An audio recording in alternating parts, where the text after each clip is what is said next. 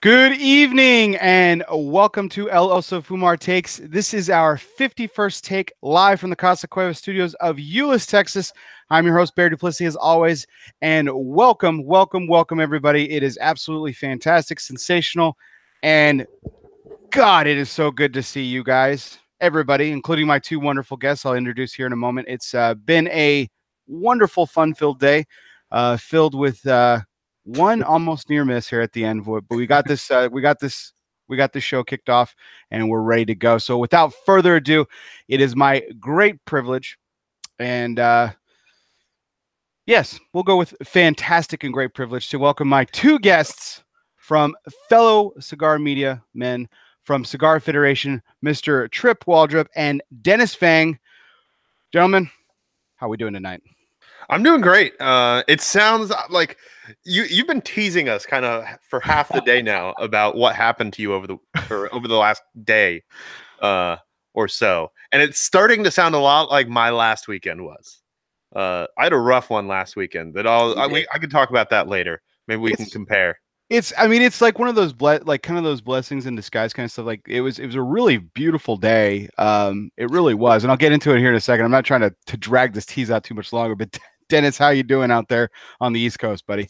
Awesome, man. Pretty good. Nice, productive day. No complaints. Fantastic.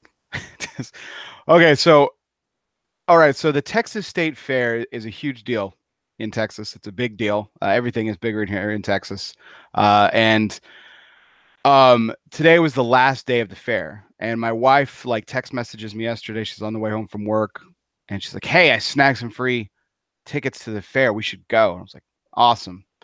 And so my son, 3 years old, and everything's been really obsessed with trains. He's obsessed with anything that moves. But we were just decided, oh, we'll take public transit to the Texas State Fair. There's a train that goes it's like 10 minutes from our house. It goes down, and then we take another train down to the fair. Like I normally love public transit. I've been we usually do it whenever we travel. It's fantastic, and started off fine, got there fine. We had a great day and everything, and then oh man, just like we were trying to leave. First of all, like getting there, like the train car, we felt like sheep. Just yeah, I've been there. We were all smashed in. Yeah, I mean it was. I'm sure Dennis can relate. New York subway style. Oh, absolutely. I mean, just smashed in. It was nuts. My son was a good sport, so it was fantastic. But on the way back, so we were waiting there for like 10 minutes or so. The train comes to get on, and we're standing right there. We don't get on. And so that's another 20 minutes delay. So we get on the second one, luckily, and then there's another 40-minute wait at the second train to get to my parking lot so I can come set up everything. So we got to go, man.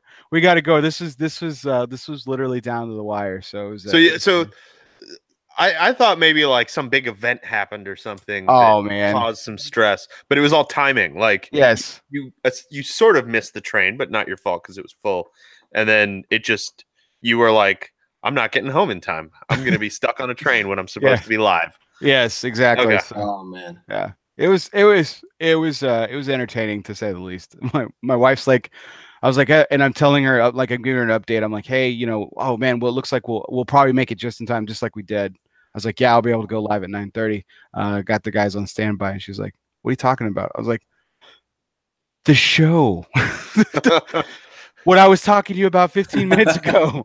And the same thing I've been talking about all day. So, but it was it's really great to be here with you guys, and so I wanted just to introduce you guys a little bit more. So you guys are from Cigar Federation. Tell us a little bit about the projects that you're involved with specifically, and what the organization's up to these days. Tripp, I'll go ahead and start with you before we get started with our little event tonight. So for just a very short version of the history of Cigar Federation, it was started as like kind of a media site or not even a media site, a social site where you could hang out and take pictures of cigars and stuff like that.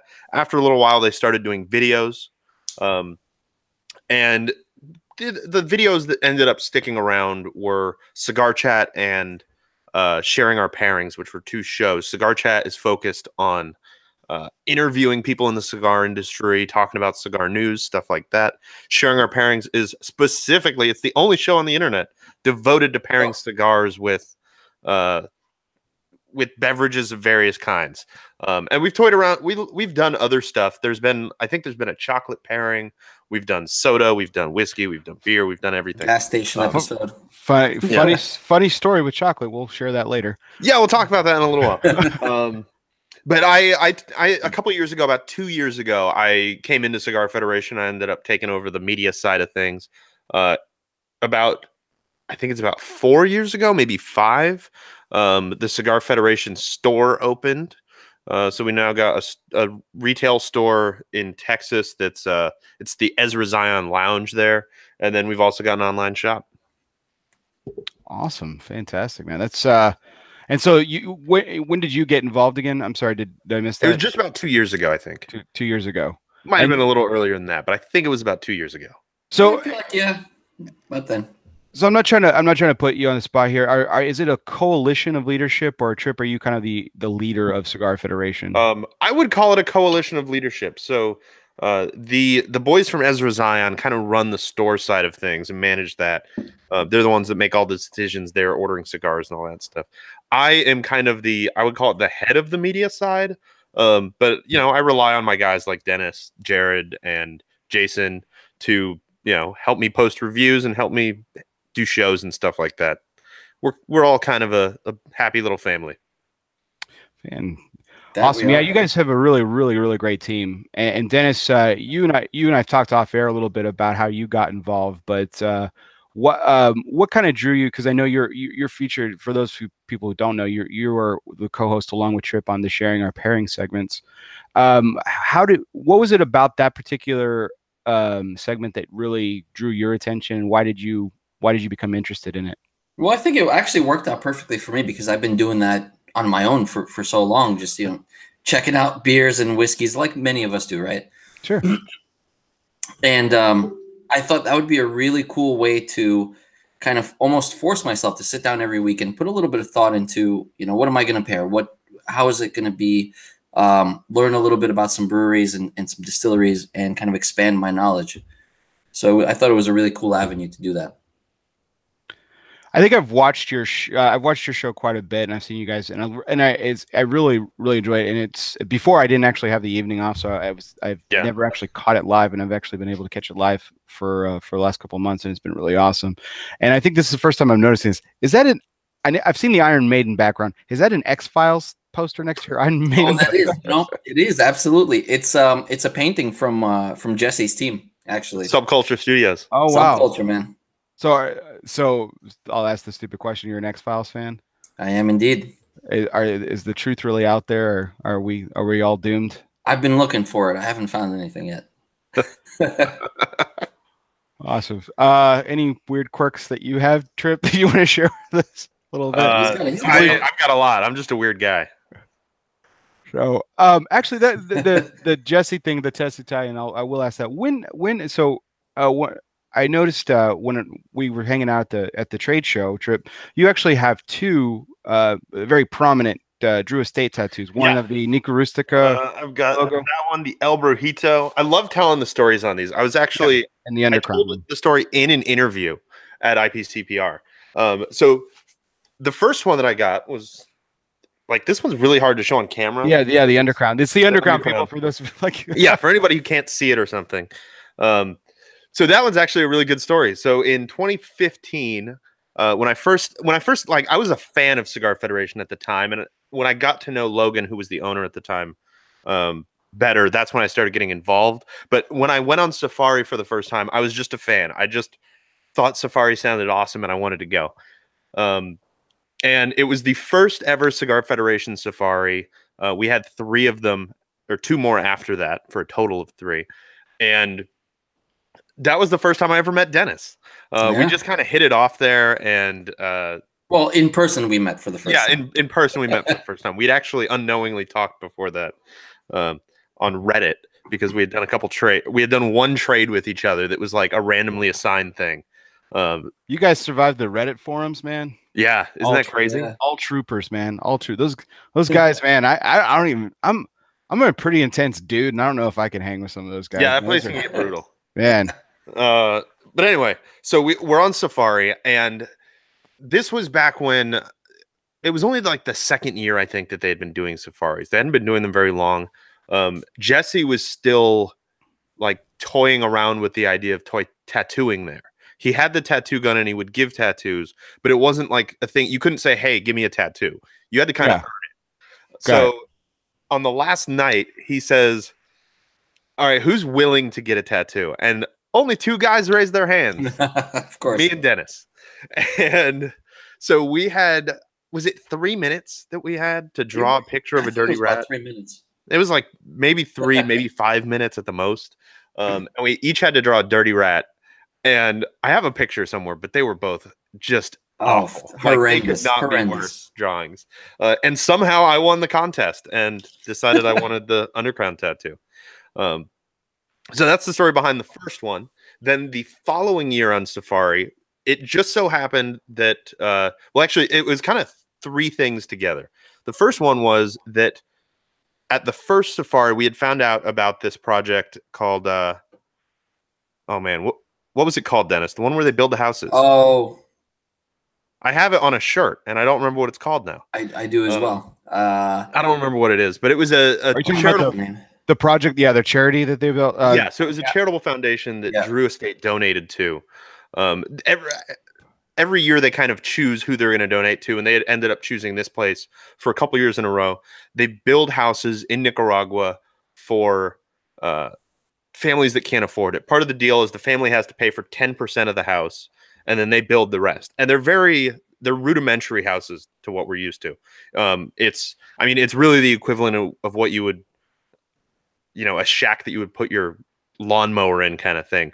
But that's nicer than most of the houses in the worse areas.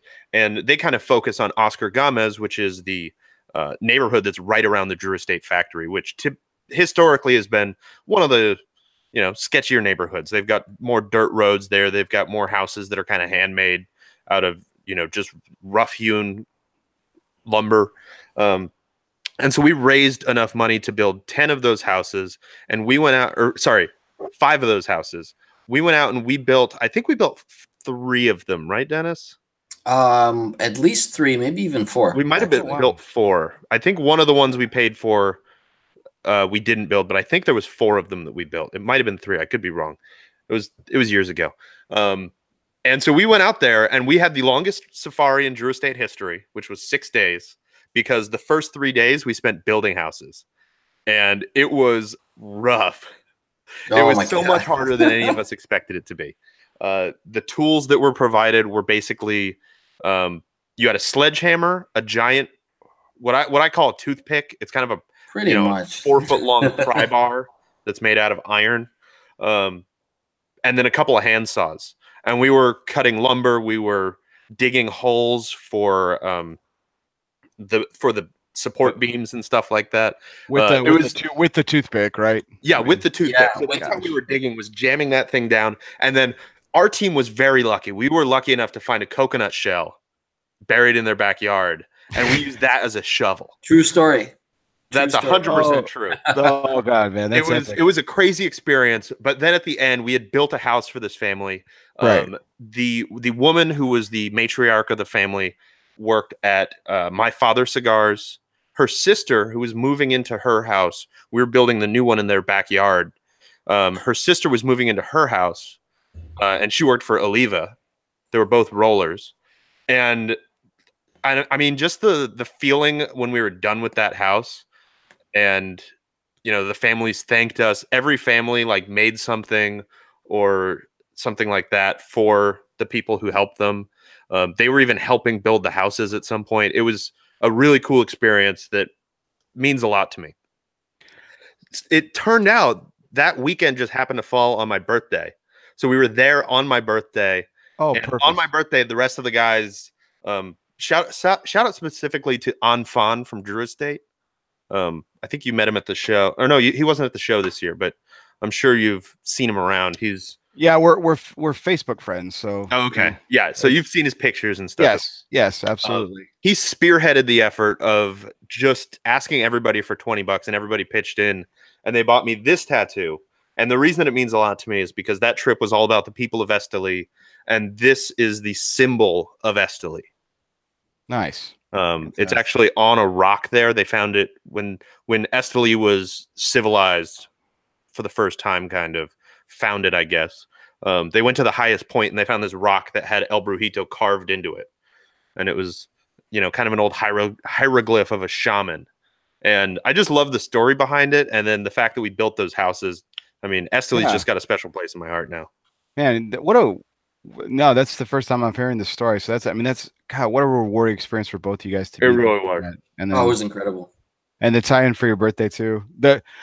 It's stories like that, that I really wish that, whenever there is when there's another collection of stories sent towards. Did you put that in any comments to the FDA, Tripp? Yes, actually I did. Perfect. Yes, that's what I'm talking about. Letter I wrote to the FDA. Actually, I wrote a letter to my senator, and he replied back that he's very against smoking, and I replied with that story.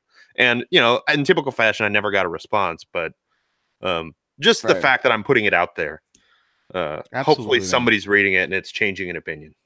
That's fantastic, man. That's sensational.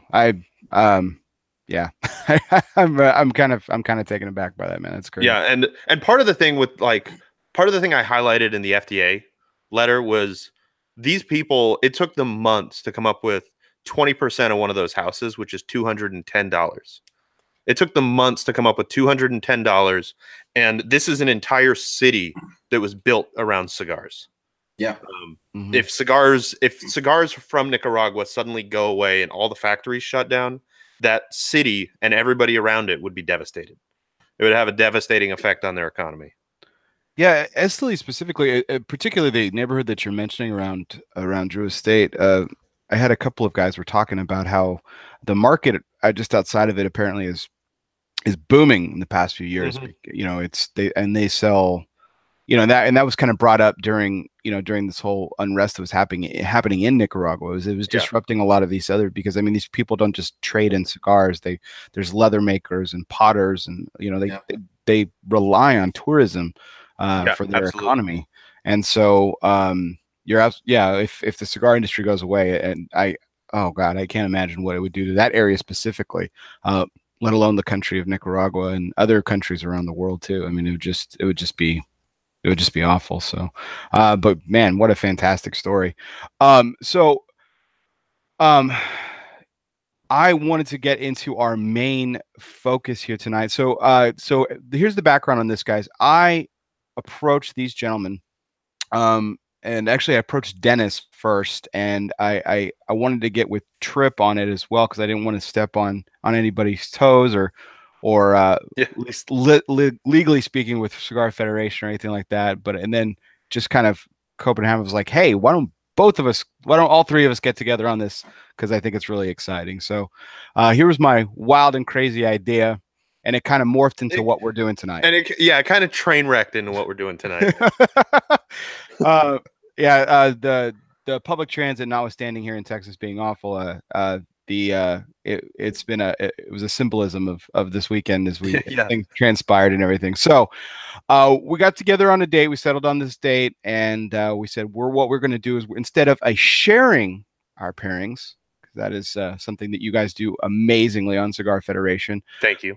Every week, and we were going to do an exchanging of pairings. So the exchanging of pairings was, of course, what we were going to do is we're going to ship out beers from our area, because we all live in kind of different corners of the country. Complete different corners of the country. I got the center hold down with Texas.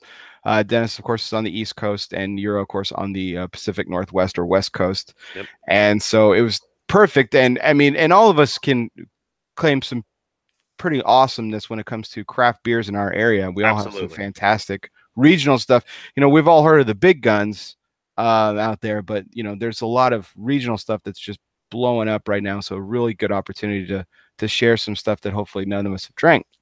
And So enter problem number one.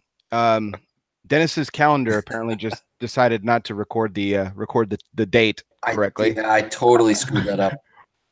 It happens to the best of us. So he's here tonight. So obviously he knew full well about it, but he didn't get his stuff mailed out in time.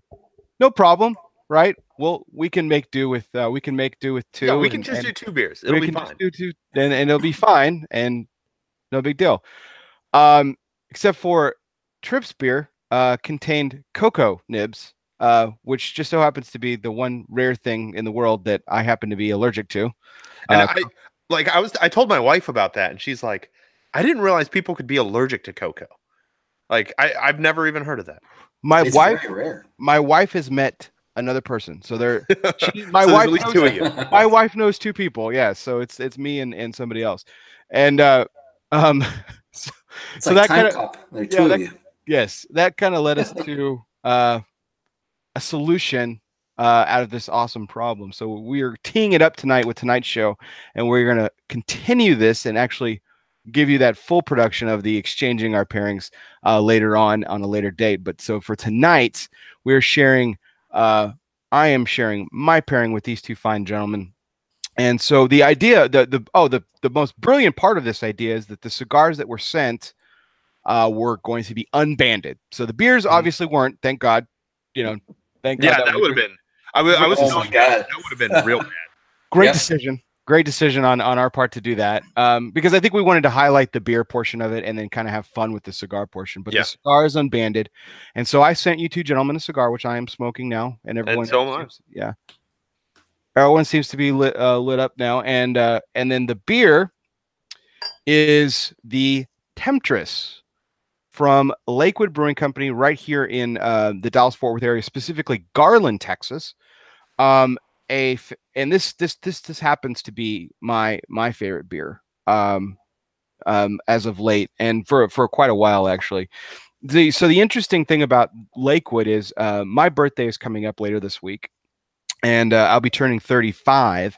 And on my 30th birthday, 2 of my best friends took me to this brewery. And I had the Temptress for the first time, and it just completely blew me away. So it's an imperial milk stout. So I'm glad everyone's at home, no one's driving, and that's fantastic. But what's really cool about Lakewood is that it's brewed with lactose sugar. That's for Dennis, by the way, and vanilla, and we're going to go ahead and drink it right now and pair it with the cigar and give our thoughts. So you guys have already cracked. You guys are already drinking, right? So yeah, I've already had a couple sips. Fantastic. So I'm going to go ahead and pop that. So how do you guys feel about milk stouts? Let's start there. I love them. I talk a lot, and we even talked about it. I don't remember if it was on the show last week that we recorded at Kel's in Portland. But we definitely talked about it while we were there. I'm just not sure if it was on part of the show or not. I love stouts. The problem with most stouts, no, not most stouts, but the problem with a lot of stouts is that they characterize it as a stout, but then it's thin. It's thin, and it's got these big soda bubble style bubbles, and it just kind of tingles on your tongue a little bit and doesn't feel thick. It doesn't feel viscous and oily, and that, to me, that's what makes a stout really good. And lactose is like cheating to get that kind of texture. It's like you add lactose and you have that texture automatically. It adds a lot to the body of the beer and just kind of to the mouthfeel. It makes it taste almost like a nitro, even though it's regular carbonation. So what about and I'm drinking it out of my Lakewood brewing glass that I got on my 30th birthday, mind you. Nice. I probably would have broken it by now. I've got a bad history of breaking fancy glasses like that. I noticed Dennis is drinking his Lakewood out of the similar style glass. Oh yeah, yeah. Tripp, what are you just drinking it out straight out of the bottle, or I'm just drinking out of a pint glass? Oh, I was gonna say, are you classing it up? Nope, you got a pint glass. Perfect. Yeah, it's just a regular pint glass. I have a snifter kind of tulip glass like that, but I don't know what happened to it. I think I might have misplaced it or something. I couldn't find it. But I did recently break one also.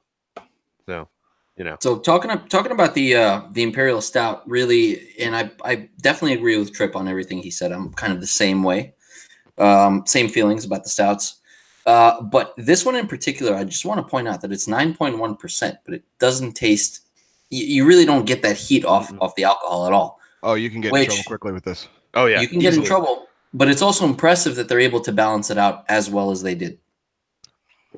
So they've done several variations of the Temptress, and a couple a couple that I actually can't have that they actually did brew with cocoa nibs. But they've done the thin mint Temptress. The French Quarter Temptress is definitely out of the ones that the branches of the Temptress. The French Quarter Temptress is got coffee and chicory and used in the brewing process. Holy, that sounds awesome! It's fucking amazing. I mean, it's like what every coffee beer you've ever had wants to be when it grows up. That's exactly what it is. That sounds amazing. Oh, it's just fantastic. Just can't. I love it so much. So there's a raspberry Temptress that they do it on Valentine's Day or for Valentine's Day. They do. Oh man, they've done the peanut butter Temptress is probably the newest one. Ooh, I love me a peanut butter beer when it's done right. So stupid story that no one cares about. I am actually a peanut butter. I'm addicted to peanut butter. Yeah, me too. And I actually gave up peanut butter. I haven't had peanut butter in almost it'll be 3 years in January. Oh, you gave it up. Oh man, guys, I was doing like 4.5, 5 jars a week. Okay. Oh wow. That's not. Nobody likes a quitter. That's not. Just saying. That's crazy. I've never heard of someone like I feel like I eat a lot of peanut butter, and I eat like if I'm going hard at it, that's like a jar a month. It was. Sounds like it had in fact become a problem. Yes, it definitely was a little too much on the fattiness for sure. Mm-hmm. Yeah, just unhealthy. So I gave it up, man. I mean, I've had peanuts, I've had peanut butter flavored stuff, but yeah, I miss peanut butter. I really do. But they also had the coconut Temptress as well. The mole Temptress, which is the one I can't have. So that was made with cacao, vanilla, chilies, and cinnamon, which sounds amazing. It's too bad that I can't have. Now, if it was chocolate malt so this is something interesting. When I got into home brewing with one of my best friends, we were trying to create. I see where you're going. That chocolate flavor, and so we found out that chocolate malt actually isn't chocolate at all. Yeah. And so we were thrilled to death and started brewing stuff like crazy using chocolate malt to get that flavor in produced out of the beer that we made. And so it's so Tripp, do you know what actually chocolate malt is? It's a particular roast level of malt, I think, right? Correct. Yeah, you said you knew where I was going with that, so I thought I'd turn it over to you for some expert. No, I'm no expert when it comes to malts. So I believe, if I remember correctly, it's 2-row barley that's roasted to a particular color, because they've got a million different color variations or classifications for how much it's been roasted. And I think chocolate is kind of not as dark as certain ones. It's pretty dark though. I think the reason it's called chocolate is purely because it that roastiness adds a chocolatey element, and the color is just similar to chocolate, as far as I know. So the thin mint Temptress is actually not called the thin mint Temptress because that would be a trademark violation. It's the sin mint Temptress. I noticed the sin thing with them. Yes, and the last but not least, I did mention the French Quarter Temptress. So the coffee beans that they use in the infusion process, the brewing process, are actually bourbon barrel aged coffee beans. Ooh, man, cool. That's very nice. And but last but not least, the most highly sought after Temptress is actually their bourbon barrel aged Temptress. Of course, as it should be, probably. Yes. So it's gentlemen, I have a great amount of respect for you, and I don't think it's too far to say I do love you guys dearly. But you are not getting a bottle of bourbon barrel aged unless you come here to Texas, and then we will gladly share in the bottle because I get one usually each year. It's really hard to get. And, Oh wow! And you're usually throwing elbows, which I was consequently doing quite a bit of with my 3-year-old son in my arms as I was trying to get on the train this afternoon. That sounds like a regular day for me in the city. I was gonna say, yeah. That's a Tuesday for Dennis. It's a Tuesday. So what? Okay. Tuesday afternoon. So what? Dennis? What do you think of the beer so far? You kind of told us a little bit of thoughts. What do you think about the pairing of the two, of the cigar, the unbanded cigar that you guys are smoking that I gave you, and the beer? Man, so this cigar is really boggling my mind because I'm getting some. I don't want to say just yet, but I'm getting a couple of particular flavors that really pop out that do pair really well with the beer. And I was a little bit cautious. And anytime you get into a pairing with something like an Imperial Stout, you never know how the pairing is going to go just because sometimes the malt can overpower the cigar. And in this case, for me, it's been working really well. I had, funnily enough, when I had this cigar for the first time with the Temptress, I really thought that I found I won't use the word perfect, but I found a ideal pairing because I think that the spice level from the cigar cuts through that richness just right. There's still some sweetness in this blend, just off by itself, but the spice in it inherently really cuts through that richness of the Temptress. And I think it, and that's why I sent it to you guys. I think it pairs incredibly well. So, but no one cares about my opinion. Tripp, what do you think? I care a lot about your opinion. Well, thank you, sir. So the beer has brought out a lot of intricacy in the cigar for me. Like initially I was kind of tasting that spice. There's a chocolatey element to the cigar. Kind of a, I don't know, kind of almost a citrus kind of note to it in the sweetness. And this sounds crazy. Like I'm still trying to wrap my head around it. Like you probably, if you were watching my little corner of the screen, you could see my confused look there for a little while. I swear that I taste sour apple Jolly Rancher in the cigar, but only if it's immediately after I've tasted the beer, and it's just for a second, then it goes away, and I think I'm crazy again. Interesting. Okay, now Dennis and I are doing this. Watch this. Okay, so here, hold on a second. We drink after we take a hit. No, you drink and then you take a puff. Drink and then puff. Okay, here we go. Here we go. We're gonna do this.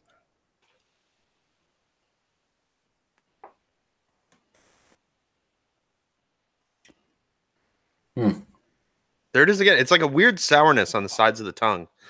It's like it's almost like a floral. I think it just reminds me of a Jolly Rancher. It reminds me of that, like less of the flavor and more of the feeling in your mouth of a sour apple Jolly Rancher. It does bring out some of the acidity a little bit more. I'll give you that. The apple I'm not necessarily getting. It certainly doesn't taste like real apple. Right. No, the fruit that I actually tend to get on this, I do get some citrus on it too, a little bit of a orange zest, typically, without the pairing. But to me, it has a lot of dark fruit element to it. Yeah, like some dark cherry kind of dark cherry. Yeah, that's what I've typically enjoyed about it. Maybe it's closer to a sour cherry. It's just one of those flavors that I can't put my finger on, and the closest I can get is a sour apple Jolly Rancher, which seems insane to me. Well, Dennis, that can't be what I taste. Dennis, you're our lactose expert. So do you think the acid in the lactose is bringing out some of that acidity in the cigar smoke? You know what? I think it's muting it, to be honest. And at least for me, for my palate, I'm getting not as much of that citrus fruit. I'm getting more so a very floral and a bright earthy note. So bright earthy, kind of that. I don't want to say truffle because that's an easy cop out, but but that sort of wet earth, the fresh wet earth after a rain. Yeah. Which there's a name, there's a name for that smell, and I forgot what the name of that is. Okay, so here's a question. When you guys are reviewing cigars and you get that flavor note that you just said, would you say would you characterize it as muddy, or would you? Because I've seen and I've heard, and I'm not trying to make fun of anybody here. The term dank earth just reminds me of like Louisiana swamp water. Like I assume that's what that means. That dank earth, like just like there's gonna be a gator that's gonna come out of nowhere and just like chop my shoulder off or something. As far as I know, I've never used the term dank earth as a pairing note, or as a tasting note rather. My assumption, like we've talked a lot before about how flavor notes, part of the reason that flavor notes can sound crazy is because it's something that you're not experienced with. You can assume you know what that flavor is like, but if you've never been in a wet, gross, moldy swamp, right, you don't know what it smells like. My thought about dank earth is that it means an underground bunker that a kid dug that flooded full of water a few times, and then a few years later you go down there and it just smells like old wet mold and terrible. That's what I always assume dank earth means.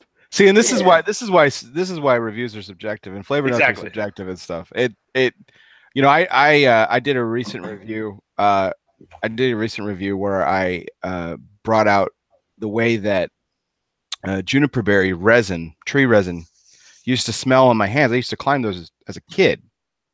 And so I used to get the resin from the tree on my hands all the time, and I remember very vividly what that smelled like. There's certain smells your brain just kind of connects with a memory like immediately. Yeah, it's a very quick connection. And when I was doing a review on the cigar, there was like notes of X, Y, oak, just blah blah, typical stuff, and then I busted that out. And I was like, let me explain before you just think I'm nuts or you have to go look it up. Here's the story on it. But it's it's actually a juniper. It's alligator bark juniper berry. So like it's a very really obscure name, but the bark looks like alligator scales. And it's what I grew up in. I grew up in El Paso, Texas, and we actually have trees in El Paso, and that was a very prominent tree that a lot of people had in their front yard. Or backyards, and my yard was no different. I used to climb them all the time, and so I remember very vividly what it smells like. But Dennis, I interrupted you. You were going to say something. Was I? Oh no, the dank earth smell, and the Tripp described it as the flooded basement type situation. It just reminded me of a psychiatric hospital that we had in New York that was shut down for many years, and the basement flooded, and in high school, we used to go there and check it out. It was haunted and all that stuff. So it kind of smelled like that. Yeah. See, that's the kind of smell that I associate with dank earth. Dank earth. Earth that was wet for a while and got pretty gross. So there is this brewing company here in the Dallas-Fort Worth Metroplex, and I haven't seen anything from it lately. But it got pretty big there for a while. It's called Cobra Brewing Company. And one of their beers was Dawn of the Dank. That's cool. And yeah, and I, with all due respect to Cobra, because they did have a couple of good beers that I've also had, but I did not want to try that. So, that's a different definition of dank, actually. Like when they call beer dank, that means it smells like weed. Oh, okay. Well, 10-4, which is basically just hops. So I made a good decision. Fantastic. Which is basically just hops. Yeah, I mean. The resin, the pine. I would describe dank as like kind of when a beer is so hoppy that it kind of gets that, you get like when you smell it, you get a little bit of like that skunky kind of smell, even though it's not skunked as you would say for like a mass market beer or something. But you get a little bit of that. That's what dank means in beer terms. We have a lot of dank beers around here. So what's really cool about Lakewood, just to change the subject on a little bit here, they do a really interesting listing on the side of the bottle. That's why Dennis was able to tell us. He probably did some research too, but was able to tell us the alcohol per volume and everything. But they tell you what I really love about this. What about Lakewood is they tell you great pairings. What you should pair. I was just reading that, but also best enjoyed with at a particular temperature. Yeah. And so they say between 50 and 55, which is, letting it sit out for, I would say, about 15 to 20 minutes. Did any of you guys notice that and do that, or did you pull it straight out of the fridge? I pulled it. Well, I guess I pulled it out of the fridge about 30 minutes before we went live. I think it was a little too cold, and now it's kind of reaching the high 40s. But I've noticed as it's gone on, some of the sweeter notes come out, as well as the hoppiness really starts coming out a lot more as it warms up. Yeah, I had mine out about, I think, 45 minutes, and I poured it and I let it sit and actually degas a little bit as well. Mm-hmm. And I generally tend to do that. Sometimes I look at the bottle. Most of the time, depending on the style of the beer, I'll actually do that automatically.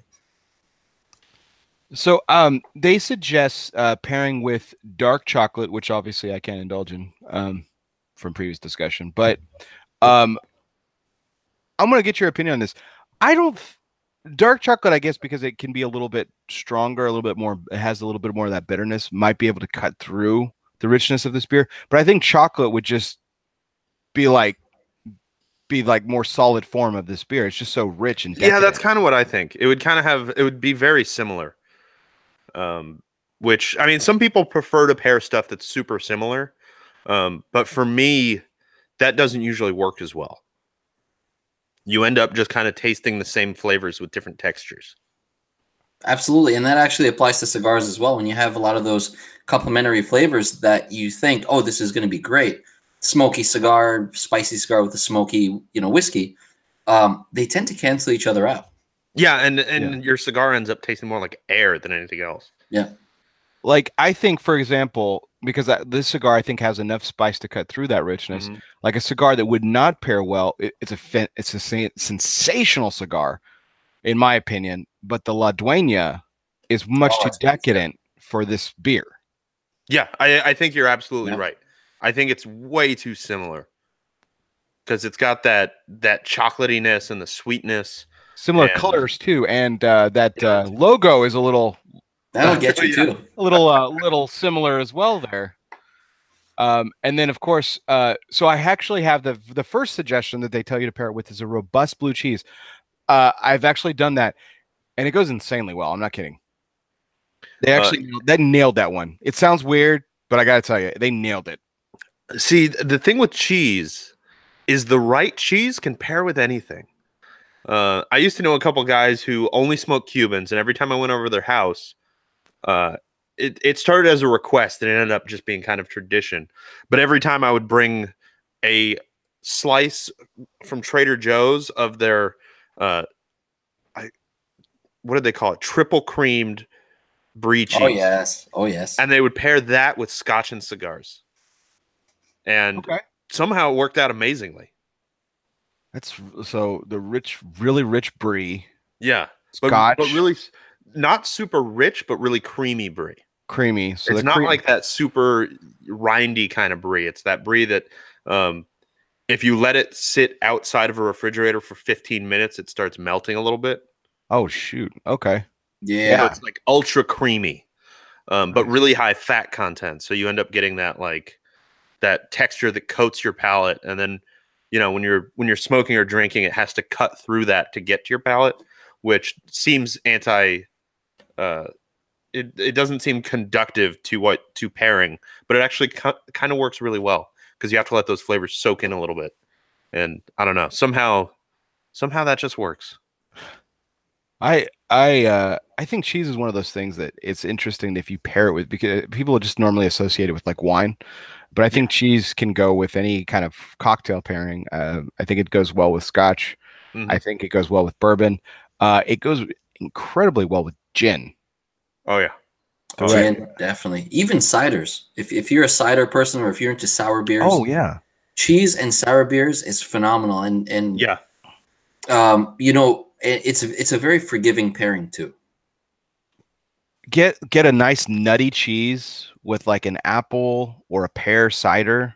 Oh yeah. And it's like a fall orgasm. I mean, little Jarlsberg action. Yeah, no, exactly. Yeah, a real nutty cheese with like a tart fruity cider, and boom. I think that's it. So the third thing that it says it pairs well with is sin. So I do that with what she will, I suppose. It works. I can attest to that. It's great pairing. Fantastic. Okay, so the whole idea of pairing this. Well, any final thoughts on the beer, guys? Like, how's it? It's warmed up a little bit. I just love it. You do? Yeah. You're not being nice to me because I invited you on the show. I'd right? never do that. Okay. Be like, what the hell are you making me drink, Bear? It's got I mean, as you said, it is sneaky with the alcohol. Like to me, it hits the palate similarly to a Guinness export in terms of alcohol content, which is only like 5.5 or 6%, and this is 9.1%. So this could really sneak up on you, and it's kind of dangerously drinkable as long as you can deal with the hops, because it's 56 IBUs. Yeah, so it's one of those stouts that's not super easy drinking. It's a little bit challenging, but it's not like 56 IBUs in an IPA is a lot. That's where it tends to start getting really resinous. This has a little bit of that like sticky resin quality that you get from the hops, but it's not overpowering at all. It's really balanced out by the roastiness of the malts. Yeah, I had a deep Elm IPA. I had a deep Elm IPA earlier today, and that has, if I recall correctly, that actually has 54 IBUs. So it tells us something there. Yeah, that's the thing with stout is even though it's hoppier than a lot of IBUs, this particular stout, I mean, I've had stouts that are like 90 or 100 IBUs, and it's balanced so differently than you're used to with an IPA that it's not usually as noticeable. Yeah. Interesting. Dennis, what were you going to say? I'm sorry, I cut you off. I don't know. That's a good question. What are your thoughts? Basically, Tripp absolutely hit it. It's the alcohol. The fact that they were able to balance that out as well as they did is really impressive. It's not easy. We have a lot of milk stouts, especially imperial stouts, that just kind of fall short. They're too thin, or maybe the malt is not at the right place. This has a really nice balance between all those things. And oddly enough, they used vanilla in the recipe, and I actually get some of that vanilla. Yeah, not a whole lot, but you definitely taste it. I get it more so at the first few sips of the beer than I do at the very end. It's really interesting how that happens. Yeah, I really agree with that. It might have been that it was colder, and some of those like higher note kind of flavors like vanilla tend to cut through more when it's cold, and kind of fade into the mix as it warms up. But I was going to say, I think this is the kind of stout that there aren't a lot of stouts out there. Stouts tend to be pretty heavy drinking. I feel like I could drink 2 or 3 of these and, have a real good time while I'm doing it. Yeah, I was going to say, be drunk when you're done. Yeah, exactly. But I feel like I could deal with the fullness that you get from 2 or 3 of these. A lot of stouts, when they start getting near 10%, they end up so heavy that it's like you can only possibly drink one. And any more than that, you're just going to be sipping it for the whole night. Yeah, absolutely. So the I'm glad, gentlemen. I'm glad. So verdict, Dennis. I didn't get a verdict from you. You're enjoying it. You like it? Oh, it's great. I love it, man. It's good stuff. So before we go back to the cigar real quick, I've kind of teased Dennis a little bit tonight with it, and kind of and jokingly a little bit, but I've called you the unofficial lactose expert and everything. So kind of give my viewers and listeners a little bit of background on why and it may just be the few episodes that I've caught, but I remember you actually kind of going on a little bit of a diatribe about lactose. So can you kind of educate all of us? So to be fair, this is only related to one particular style of beer. It's not stouts. It's not any of the other stuff, even sours that have lactose in it. For me, this was kind of related to the haze craze, where the breweries wanted to make this really funky, hazy, interesting to look at beer, because that's really what it is, right? And they started just throwing lactose into the beer. They'd say, "Oh, we have marshmallows, we have elderberries, and snozberries, whatever they have in there," and they taste like snozberries, right? But then they throw in lactose, and a lot of times, and I've noticed this, and I've had really great double IPAs, proper imperial IPAs, that were cut in flavor and the quality was cut down because of the lactose, because it muted out all those really nice hoppy flavors that you want to get out of that beer. So I felt like it was kind of a weird cop-out. A lot of breweries started throwing in tons of lactose, and I wanted that old school IPA. I wanted that kind of IPA you can see through. Yeah, I feel like that's the main problem with the haze craze at this point, is that it's making it harder to find like a classic East Coast or West Coast style IPA. Oh, absolutely. East Coast IPA, New England IPA, whatever you want to call it, it tends to be one of my more favorite. I really like that style. It sits really well on my palate typically. IPAs, it's like I characterize people like this, but like people are like, oh, I never used to like IPAs. I don't like IPAs. I've had a couple I don't like them or whatever. And I tell people it's like learning to like beer all over again. Yeah. Well, that's a great way to put it. It's an acquired taste. And it's really interesting. And and the reason why IPAs exist, and I'm totally going to credit my good friend John Fairley, who I do the home brewing with. He's fantastic. He will never say this about himself because he's one of the most humble people I've ever met, and he's so critical of his work. But he really is one of the most talented brewers I have ever met. And I've met quite a number of people who do it commercially, and he does it at home. And he is sensational about it. But one of the things that his thing, and I'll totally take this quote from him, the reason why everybody does an IPA is because it's easy to hide your mistakes in it. Yeah, absolutely. I was going to mention that when we were at Kells last week doing the pairing, we had one of the brewers there with us, and he was kind of telling us that he was proud of their Pilsner because the point of a Pilsner is that if you don't make it perfect, it's terrible, because there's nothing you can do.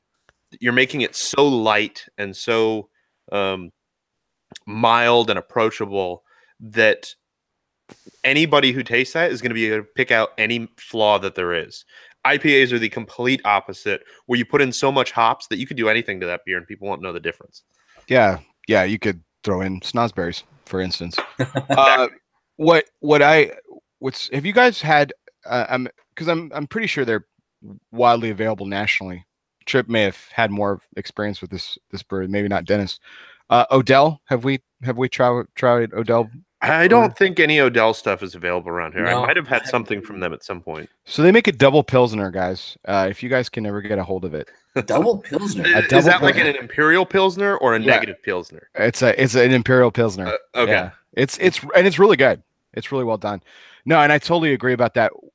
John and I actually made a Kolsch one time, which is basically a Pilsner that, is it's technically not a Kolsch because we didn't make it, in a specific part of the world, but we modeled it off of a recipe and we changed a couple of things, but we made it. Kolsch-style ale. Kolsch-style ale, exactly. And when I took my first sip of it, and he was like, "What?" He's like, "What do you think?" And he always does this, like, "So, what do you think?" Like, and I was like, I almost welled up, man. It was perfect. My dad drank a lot of my dad's not a beer guy, really. I mean, he'll tell you that his favorite beer is cold. That's his favorite beer. But he drank a lot of Pilsner, and so like whenever he would sneak me sips at a ball game and stuff like that, it would usually be a Pilsner and stuff. So it reminded that, and Budweiser, regular old Bud for me. It is a Pilsner, technically. Yeah, exactly. Takes me back to watching a baseball game at Old Dudley Field in El Paso, Texas, or Cohen Stadium in El Paso, Texas, with my family, and my dad's sneaking me sips of beer, which in Texas it's totally legal, so it's not really sneaking it. He bought it, so I can have, he could have bought me a beer if he wanted to. I didn't realize that was a thing. Could take, wow. Chip, how old's your youngest? 6. Cool. You can take him into a bar in Texas and buy him a beer. Yep. Really? Yep. Crazy. That's awesome. I can't even take him into a bar. Awesome, but yep. Yeah. Now it's up to the establishment if they allow that rule, but the rule actually exists. You can actually do it. Interesting. I had no idea. Yeah. So bring your 6-year-old to Texas, and you guys can have a beer at the bar together. Sounds like a plan. So let's dive into the last part of this, which was the idea was the last bit of fun that we had was the fact that the cigar was going to be blind. Now, there's numerous sites out there. One very prominent. We're friends with a lot of the guys at Blind Man's Puff, and Cigar Aficionado does their reviews blind, so to speak, allegedly. Allegedly, they do, Yes. and we've all done this. But I'm going to be featuring a video for people who do follow me on Michael's Tobacco of Euless videos that I do inside the humidor. My colleague Salah Swinton and I. All of us, all the tobacconists, and this was started by my general manager Tracy Spence, and we simply called it the game. And what the idea was to challenge a coworker by simply handing them a cigar unbanded, having them smoke it. The idea is to take away any preconceived notions that you have about the cigar, to smoke it, truly break it down, truly try to figure out if you enjoy it, if you don't enjoy it, what you like about it, what you don't think about it, what you get out of it, what you don't get out of it, etc. And the fun part, or the reason this is a game, is can you guess it right? Can you guess what it is? And I've never seen anyone as good at this as my general manager. I gave him a cigar once that he got on I shit you not, on the first puff. What? Wow. And I don't think he hadn't there's had that maybe cigar two in cigars probably that a I year could or do so. that with. And that was insane. That was absolutely insane. Now he totally said, he's like, hey man, I cheated. I took one puff off of it, but I knew what the wrapper was just by looking at it. He knew it was Cameroon because he spotted the freckles on it. Mm-hmm. And but so I'll be publishing some videos later on Michael's page this week, where Silas and I actually challenge each other, and you'll have to find out if we got it right. But it was a fun little experiment. So I am turning the tide, so to speak, turning the page and flipping it over on you, gentlemen, challenging you. You guys don't know what the cigar is, and I will take a volunteer to who wants to take a first guess at it. Trippy, you want to take it first? Damn it! I knew you were going to say that. No, when you started talking, I was like, I'm hoping that he gives out an answer. Well, hey, how about this? I'll toss it over to me. I'll throw out an idea first before I toss it over to you. Initially, just by kind of appearance, the size, I thought, well, this could potentially be a Saga cigar, maybe like the Golden Age, something Golden like blend, that. right? I really like that cigar. The Golden Age is good. I call it the Golden Age all the time, and Jean-Michel yells at me. It's a golden blend. Well, it's the master blend. But I don't know, man. There are only a few cigars, just by appearances alone, a few cigars that it could potentially be. I thought, well, maybe it was the recent Monte Cristo Nicaragua, possibly. But it totally fried me. And smoking through it, I'm still not entirely. It's not very obvious. It's got a lot of nuance to it. I do want to note you were right. It's the Golden Age, not the Golden Blend. So I was wrong once again. Did you have any first impressions, Tripp? My first impression when I took it out of the box, I think I was wrong about it, but now I can't get it out of my head. When I took it out of the box and I saw it, I didn't want to take it out of the plastic bag and give myself the opportunity to feel it or smell it or look closer or anything. But my first thought was, that is a Sobremesa wrapper. And then I looked at it a little closer through the plastic and I was like, I don't think it is. I don't know what this is. So I'm still struggling to figure out what it could possibly be. I think it's a Habano wrapper. It's got kind of a rosado kind of color to it, though, which makes me iffy on that. I'm just generally terrible at this game. Oh, that's fantastic. I mean, those are really good guesses. I'll take on your first observation first, Tripp. The color through that plastic is a little misleading, but after you pull it out, you can tell that it's not a Mi Querida because it's not dark enough. Well, I thought it was the Sobremesa because that's kind of got that reddish Habano color. Okay. But this isn't a consistent enough color from what I've seen of the Sobremesas. There's kind of a marbling to it, right? A little bit. Yeah, exactly. Especially in the filler, before you lit it. I don't know if you guys took a look at it. I if did. you really dived in. There's a little bit of marbling to it. But the Saga thing is actually, I mean, depending on your opinion about it, it's not necessarily terribly far off. It's not a Saga cigar, and it's not Sobremesa. obviously, and I think you guys eliminated that pretty quick after smoking a little bit of it. But I mean, do we want to drum roll this out, or are you guys just dying to know? Let me think for another second here. Yeah. Do you guys any final guesses? Do you have any hints? Yeah, I'll take a. Well, I give a hint. I said the saga wasn't terribly far off. Okay. It's not a saga, and it's not Dumbarton Tobacco and Trust. So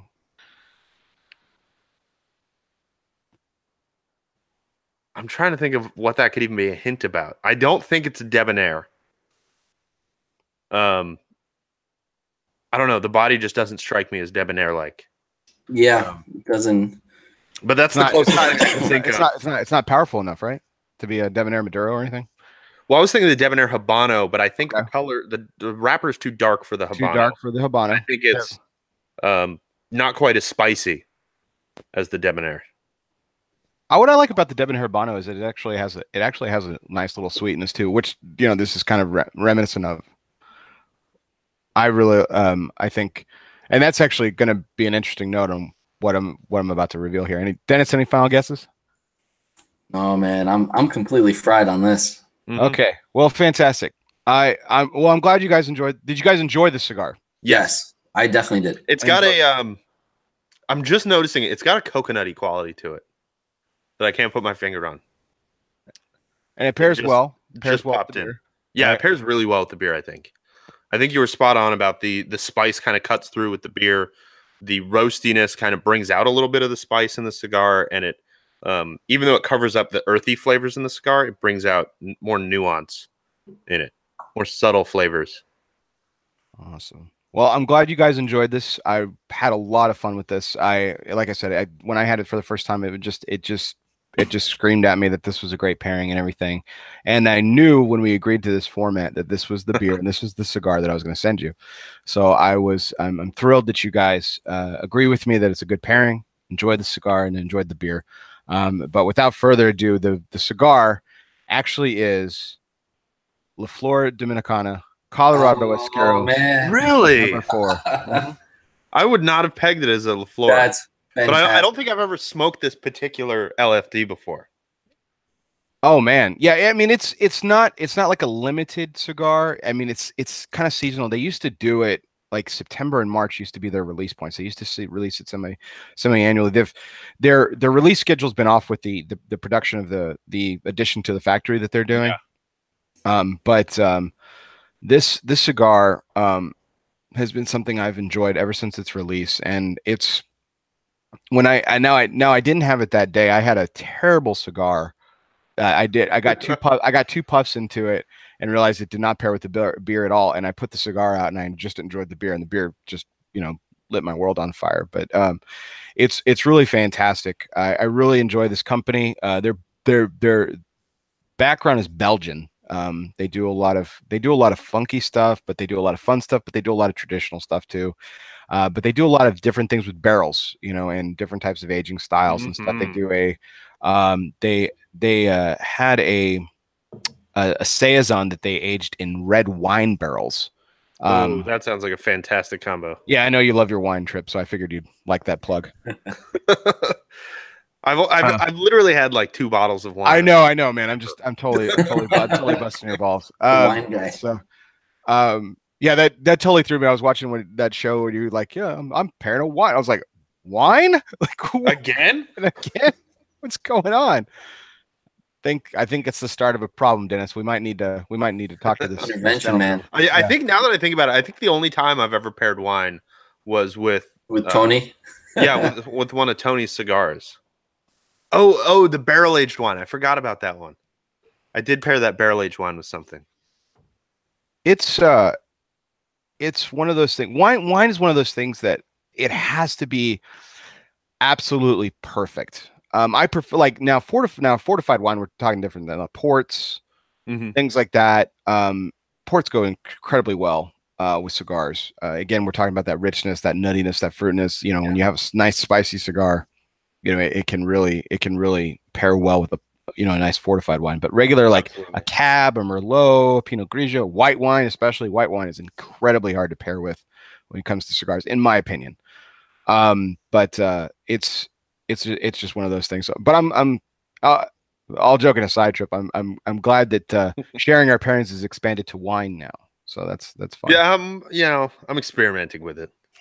I still don't know a whole lot about wine, but I do my best. All right, so Tripp never had this cigar before. Dennis, have you had the cigar before? I have, but only once. Okay. Once before. Okay, so that was slightly. Well, this whole thing was unfair because you didn't know what it was, but I mean, it was slightly unfair that you guys have had it once or never in Tripp's case. But I'm glad, nevertheless, I'm glad you guys enjoyed it. What a fantastic experiment! So I think, gentlemen, we'll go ahead and set it up. Sometime early next year, we'll get it on the calendar. We will send constant reminders to Dennis's calendar, Yes. and Yep. we will. I will underline no cocoa. Yep. And I think we'll get this nailed next time, and we'll get to put me on the hot seat as well. I'll be in the hot seat as well, along with you guys. So I think that'll be a lot of fun. So I'm really excited about that opportunity as well. But I think that's going to wrap it up tonight. But I will give the final floor to you guys before I close it out. Is there anything coming up on Cigar Federation that we need to be excited about besides everything? Absolutely. This Thursday, we're gonna have Pete Johnson from Tatuaje Cigars on. Oh my! It's the first time he hasn't been on the show in about Quite a while. year and a half, maybe 2 years. It's been a while. But I'm excited to have him back. He's hard to nail down sometimes. But he'll be back. Busy man. Yeah, exactly. He's all over the place. Every time I talk to him, he's on his way somewhere. That's why he prefers text message. That's what he's telling Coop. He's like, just text me. Yeah, me too. I was like, Yeah. I was saying something about like how he doesn't always respond to my emails or something like that. Like I email you and you don't respond or something like that. And he was like, dude, just text me. Like identical conversation. I don't have your number, man. Okay, well, here's my number. Just text me. If you need anything, just text me. I don't care. Just text me. Awesome.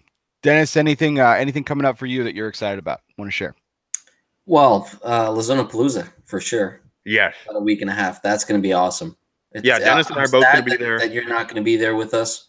I am very, very bummed. I am absolutely miserable about it. I have some work obligations that been on the calendar for quite some time, and I'm actually speaking at a conference. So I think they would figure out if I wasn't there. So yeah, probably. But it's going to be a sensational event. I will be there in spirit, and I will be there live with Cigar Coop Primetime as well. Aaron will be there. I was there last year, and Aaron was not. So we'll be trading places, so to speak. Okay. Be doing the live broadcast there as well as will you guys. So it'll be you guys will have an absolute blast. There's if there's one thing that Eric Espinoza and all those guys down at Espinoza Cigars, Hector and his son, of course, do well, other than the fact of making incredible cigars, it's hosting an event. I was completely blown away by the experience. So I look forward to hearing from you guys and your thoughts as well. I know you guys will have a great time. So it should be fantastic. Well, and speaking of Lazona Palooza, next week will be our 52nd take. Yes, my 1 year anniversary, 52 takes long. 52 weeks in a row. That's impressive.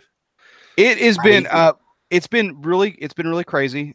So it happened to be it's coming out to 52 takes, and I've missed 2 weeks along the year. One, but it was actually one because I was able to do one on a Friday instead of a Sunday, and so it ended up be kind of skipping sort of just one, and that was because of Christmas last year. But yeah, Which is man. fair. Yeah, I mean, I'm, birth of the Son of God, Son of Man. I figure that's a good reason, good as reason as any. But our 52nd take will feature Mr. Tim Wong, who was on my very first take at nice Lazona Palooza last year. It will be a fabulous, wonderful event. I'm so excited and happy to touch base with Tim. That's that 9.1 kicking in. Did you hear my slur in that last sentence? That was fantastic. I missed it. I didn't notice. Thank you, Tripp. Guest sticking up for the host there. Fantastic. I appreciate it. But I really appreciate everyone tuning in. We had a lot of fun tonight. Hope you guys enjoyed it as well. Exchanging our pairings with the fine gentlemen at Cigar Federation, Mr. Tripp Waldrop and Dennis Tsvang. We really appreciate all those shares, comments, likes, and everything. Be sure to tune in next week for our 1-year anniversary, our 50-second take with Mr. Tim Wong of Pier 28 Cigars. It'll be fantastic and one to remember for sure. As always, I was live from the Casa Cueva studios of Euless, Texas. I am your host, as always, Bear Duplessis, and of course, we'll see you next time.